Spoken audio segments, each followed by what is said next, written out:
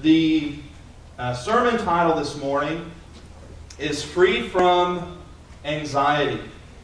And that's what I'd like to speak about today.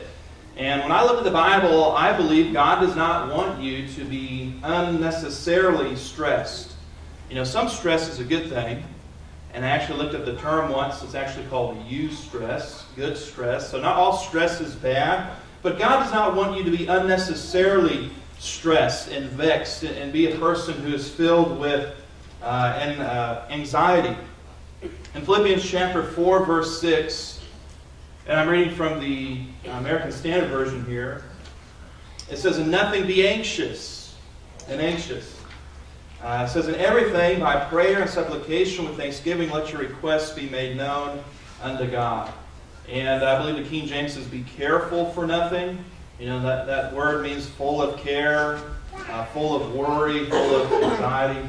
You know, do not be anxious in anything, but go to God in prayer. And so we see, very clearly here, just this one verse, God doesn't want us to be anxious. He doesn't want us to be people who are filled with anxiety. And this morning I'd like to share with you three things related to anxiety from the Bible. Three things related to anxiety from the Bible. The prophet Isaiah had this to say in chapter 35, verse 4.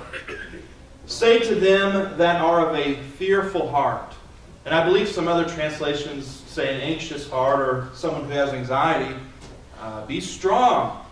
Fear not. Behold, your God will come with vengeance, even God with a recompense. He will come and save you."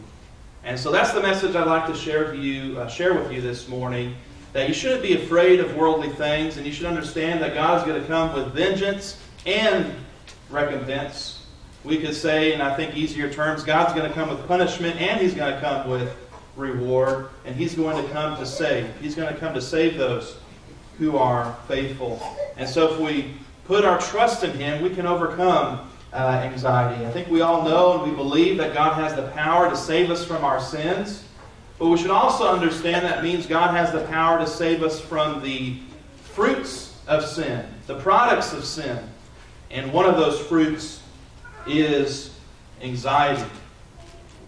And so I'd like to begin with this first point. I believe we can have freedom from anxiety through fear. Freedom through fear. And at first that might sound counterintuitive, but it's a specific kind of fear that I'm talking about. And I believe if we have a fear of God, it can lessen our anxiety. When Mary was magnifying God, she said this in Luke chapter 1, verse 50. "His mercy is on them that fear Him from generation to generation." And if we want God's mercy in our lives, we have to fear Him. We cannot live worldly lives. We cannot live like everyone else in the world and expect to receive God's mercy and expect to be free from anxieties and worries and the cares of this life. If you desire greater peace in your life, if you want more contentment in your life, if you want more joy in your life, you have to fear God. But today, when I look out into our world, when I look out into our country and some of the things that are happening today, I really don't see a fear of God in our country. Our prisons are overflowing. We have legalized the murder of infants in the womb and the abomination of homosexuality. Divorce and adultery are commonplace. Any mention of God has been thrust out of our public schools and replaced with atheistic philosophies. Drugs, alcohol, gambling are all legal, all easily obtained. Really, if you look at the sinful things mentioned in the New Testament, in one form or another, every single sinful act is lawful and accepted in our country. The majority of people have no fear of God. And even so-called religious people would scoff at the plain teachings of the New Testament. And yet the simple words of Mary found in Holy Writ endure for those who want to follow God and receive what He has said. His mercy is on them that fear Him from generation to generation. Now, that word fear, it can be understood as like a respect or reverence, but really just the basic meaning of the word is fear. The word is phobos or phobos, depending on how you want to say it, where we get the word phobia. And so it does mean fear, but it can mean, having respect of God, having reverence for God. The Apostle Peter said this in 1 Peter 5, verses 6 and 7.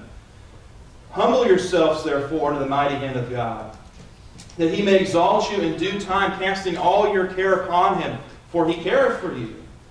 Now let me ask you this. Is someone going to humble themselves before God if they have no fear of God? If they have no respect, no reverence for God and His Word? The obvious answer is no. And so since they have no fear of God, they're not going to humble themselves before God. And since they're not going to humble themselves before God, they don't have the avenue to cast their cares and their worries and their anxieties upon God that He may take care of them, because they are cutting themselves off from that blessing. A lack of fear will separate us from the mercy of God. Now I want you to look at that phrase in this passage. It says, in due time. Humble yourselves, therefore, under the mighty hand of God, that He may exalt you in due time. Why is it? I believe we sing a song to this effect. Why is it that some wicked people prosper in the world? And why is it that some good people suffer, die young? Why do those things happen? And I can't really tell you the complete answer to that question, but I believe here we find part of it, that God is going to exalt the humble in due time. And that time is not at this moment, but that is a time that will come in the future, and it's the time that we wait for and anticipate. And so until that time comes and we deal with the problems and the stresses that come to us in this world as Christians, as believers, as those who are willing to humble ourselves on the mighty hand of God and just come to Him in simple believing faith, we have that blessing of bringing our anxieties to Him, our cares and our worries of this life. And why can we do that? Because we worship a God who cares for us. It says here very plainly that God cares for you. And again, when I look at the Bible, God doesn't want you to be weighed down with anxieties and stress. Rather, He wants you to cast all your cares on Him. And so if you're burdened and heavy laden, that's the time to go to God in prayer. If you're going through a crisis in your life and you feel like there's things that you can't handle, again, that's the time to go to God in prayer. And I'll touch upon this more in a moment, but that's also a time to reach out to your brothers and sisters in the faith and rely on them. We are to bear one another's burdens and so fulfill the law of Christ. And so it's a time for us to commit our worries and anxieties to God, and we have the promise that He will take care of them. Now, how can fear... I'm not used to this microphone, so just ignore me if I keep messing with it a little bit. How can fear lessen anxiety? And I think I briefly touched on that, answering that question. But there's more to it than that. We're told to fear God in the Bible many times. We're told to have that respect for Him, that reverence for Him. In 2 Corinthians chapter 7, verse 1, it says, having therefore these promises, dearly beloved, let us cleanse ourselves from all filthiness of the flesh and spirit, perfecting holiness in the fear of God. And so Paul's writing to the church at Corinth, and he told them that in light of all the promises and the blessings that we have, we should cleanse ourselves from all filthiness, all wicked things which are sinful. And he says perfecting holiness. Notice he says in the fear of God. Again, when we have that respect for God, that's the person who's going to come and humble themselves and is going to try and do what God says. And so if we fear God above all else, then what else is there to fear, really? Should we be afraid of anything or anyone in this world if we really fear God? The Bible does not contradict itself. Some people might look at these passages where we're told to fear God, then we're told not to be afraid, and think that those things somehow conflict, but they don't. Because if we fear God, then we don't need to fear anything else. It says in Hebrews 13, verse 6, so that we may boldly say, the Lord is my helper, I will not fear what man shall do to me. You see, if we fear God, then we don't have to fear other people. I think the less a person has that respect for God, the more anxiety he is inviting into his life. And there's a common idea in the world today that we're all taking different paths to the same place. You've ever heard that? I've heard all kinds of variations of that. We're all taking different paths to the same place. And so, it doesn't matter if you're a Muslim, doesn't matter if you're a Buddhist, doesn't matter if you're a Christian or any kind of Christian, we're all just taking our own way to heaven. And along with that idea is that all these different faiths and philosophies and religions, they're all the same. And so if I'm going to heaven my way and the Buddhist is going to heaven his way, then I can't speak ill of what, did I say Buddha? The Buddhist says, or the Muslim says, because I can't ever criticize or look down upon, other people's beliefs or philosophies. And when people head down that road and believe in that, well, then they're constantly challenged. Well, what does this person think? What does this person say? What is this person going to do? Because if I say something wrong or do something offensive to them, I might hurt their feelings. And so people who believe in that kind of philosophy are constantly, worried about, well, how's this person going to react? And what's this person going to say? And what's this person going to do if I, say the wrong thing? You want to talk about anxiety?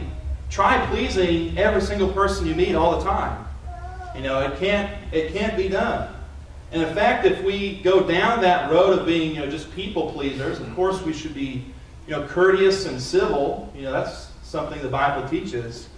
But heading down that road of being, people pleasers, we can't follow Christ if we do that. In Galatians chapter 1, as Paul is talking and warning the churches about people who would pervert and twist the gospel, he says this in verse 10. Do I now persuade men or God? Or do I seek, notice he says, to please men? For if I yet please men, I should not be a servant of Christ. You see, if we go down that path of just, doing our best to please everyone we meet, then we're not going to be pleasing Christ. We have to fear Him. We have to respect Him above all else. And so having, no fear of God, it leads to that kind of thinking. It manifests itself in that way, and it can produce anxiety and extra worries in our life that we really don't need.